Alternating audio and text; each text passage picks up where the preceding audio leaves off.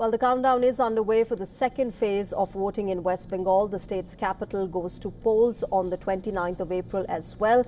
But a generations-old community in India's only Chinatown feels neglected in this high-octane election. Take a look at this special ground report from Kolkata.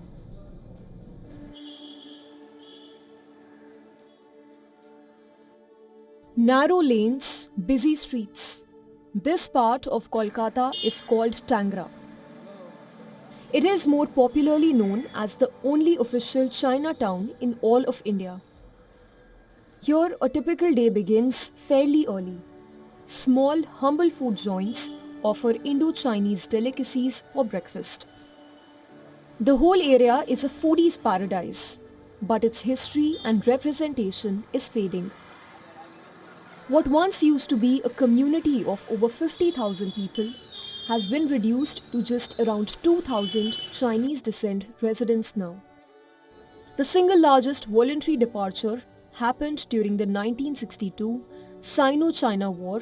The younger generations left in search for better opportunities. 64 years later, this small community of Chinatown is all but forgotten until it is election time in West Bengal. In the run-up to assembly polls, party representatives have put up posters in different parts of Tangra. Others have hand-painted slogans in Mandarin across several walls along the narrow lanes. But for the remaining Chinese Indian community, ignorance of their issues has created a sense of voter apathy in them.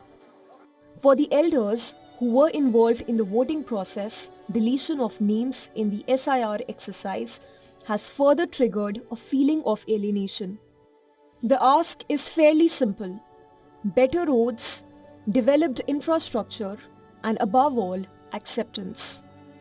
The people who remain behind, the generations who are still staying here, say that there's a mutual sense of apathy between them and the governing officials, because they say that the state and the authorities are not concerned enough to deal with even the basic problems such as proper road construction and basic infrastructure.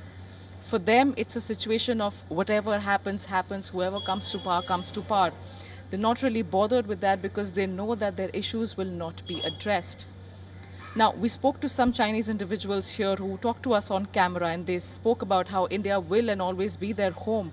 But there's not much left for them to go back to in China because the war was the last opportunity when they could return.